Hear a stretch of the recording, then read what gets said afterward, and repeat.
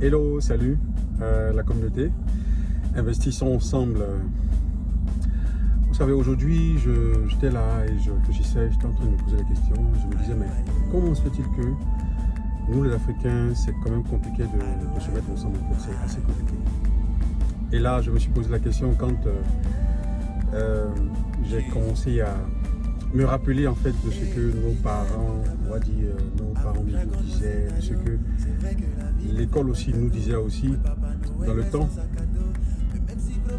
C'était des choses, je veux dire, qu'on ne prenait pas forcément au sérieux, mais là, je pense que c'est quand même quelque chose qu'il faut, il faut se pencher là-dessus.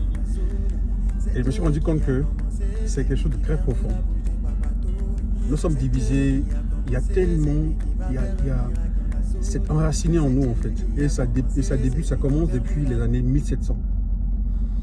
Voilà, lorsque les Blancs sont arrivés chez nous, vous savez, selon les historiens, l'Afrique était hostile à la pénétration en fait, parce qu'il y avait beaucoup de jungle en fait. Donc, je veux dire, ça causait beaucoup de maladies, tout ça et autres. Et lorsqu'ils sont entrés finalement en Afrique, dans les années 1700, ils ont découvert une Afrique avec une multitude de tribus. Pas une société, je veux dire en fait, une Afrique sociétale avec des villes forteresses. Non, mais c'était des tribus, ça et là, des petits villages en fait qui étaient là. Voilà, et qui se débrouillaient seuls en fait. Et qu'est-ce qui a causé cela? C'est parce que tout simplement, lorsque les tribus se formaient, plusieurs autres quittaient ces tribus-là pour aller encore former d'autres tribus. Et c'est pour cela que vous allez voir que pour la même ethnie, par exemple, là, je vais dire le Baoulé, vous allez voir le Baoulé Godet, le Baoulé Bon, et ainsi de suite. Pour l'ethnie, je veux dire Akie ou Akwe, on va dire, on va voir maintenant qu'il y a des Mbato et aussi des Ébriers.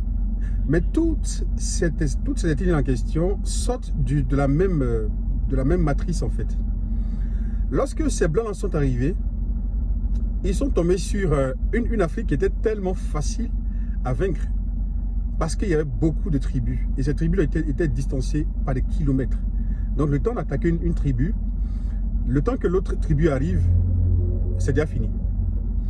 Et c'est comme ça que les blancs ont pu, je veux dire, s'accaparer de nos terres et nous coloniser.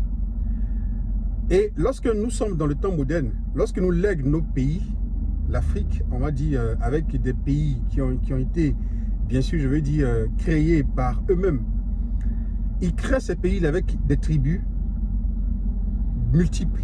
Donc, on va avoir dans le même pays une soixantaine d'ethnies.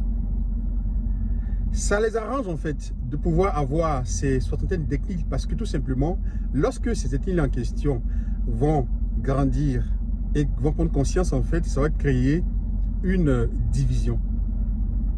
Ça a été le plan des colons. Et là, nous sommes rentrés là-dedans en fait.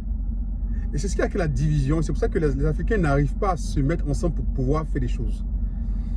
Et là, je pense que nous sommes la nouvelle génération. Nous sommes ces personnes en question qui devons, mais bien sûr, je veux dire, commencer à transcender nos barrières ethniques. Parce que le frère Dula qui est là n'est pas ce n'est pas mon ennemi. Le frère Annie qui est là, ce n'est pas mon ennemi en fait. Nous n'avons qu'une seule patrie en fait. Il faut qu'on se mette ensemble en fait pour pouvoir investir. Vous savez, lorsqu'on parle de la croissance de la Côte d'Ivoire, la Côte d'Ivoire est en train de grandir. Il y a beaucoup de richesses en Côte d'Ivoire. Mais qui est-ce qui profite en fait?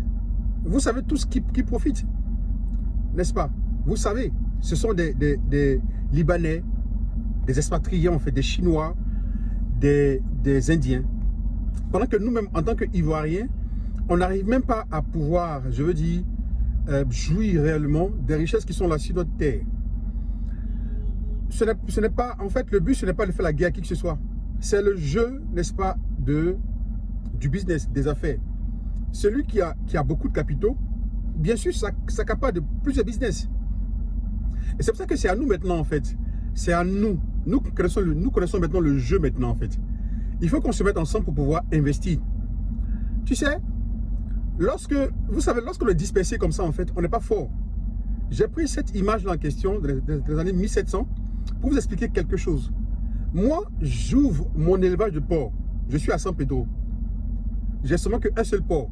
Je galère pour pouvoir avoir même 100 porcs.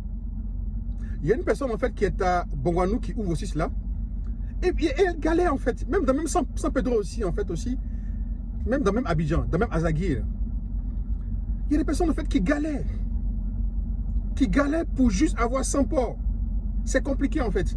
Mais imaginez un peu que on se réunissait en fait, tous ces éleveurs de porcs là, en question se mettaient 10-10. 10 par 10. Oublions les histoires de non, je veux dire c'est pas possible, ça crée beaucoup de choses. Vous savez, lorsque vous avez la même vision, vous avez les mêmes aspirations, ça transcende toute chose en fait. C'est comme ça en fait, l'humanité est comme ça. Lorsque nous avons une même cause, n'est-ce pas, nous transcendons tout en fait. Et c'est pour cela qu'il faut que nous puissions comprendre que c'est lorsqu'on va se mettre ensemble, c'est lorsqu'on va grandir ensemble, c'est lorsque ces éleveurs de porc là vont se mettre ensemble, ils vont créer des industries de porc. Waouh! C'est ça en fait que j'appelle le collectivisme capitaliste en fait. Le collectif qui est mis au-dessus de tout. Tout le monde sacrifie ses individualités afin de se mettre ensemble pour pouvoir faire des investissements, pour pouvoir investir. Là, quand c'est comme ça, nos capitaux sont gros. Nous avons de gros capitaux et quand c'est comme ça, nous investissons gros. Et nous avons derrière ça aussi des résultats et des retours sur investissement qui sont aussi gros aussi en fait. Franchement dit, moi, ça ne sert à rien de pouvoir peiner, galérer seul dans un business et puis mourir comme ça. Or, celui qui est à côté de toi fait aussi le même business aussi et aussi il est en train de galérer. Mais vous vous regardez et puis vous ne voulez pas vous mettre ensemble. Je trouve que j'ai l'impression que c'est une malédiction en fait pour nous. J'ai l'impression, et je suis un chrétien, je pense bien que toute malédiction en fait peut être brisée par un changement de mentalité, par une manière, une autre manière de voir les choses, une autre manière de penser. Vous comprenez, non? Donc, mettons-nous ensemble, investissons, faisons de grandes choses ensemble en fait, et allons, transcendons toutes choses. Voilà, c'est très important pour nous. Allons, commençons à investir ensemble. Voilà, c'est un peu ce que je veux dire. Soyons tous collectivistes, capitalistes. Ciao, ciao.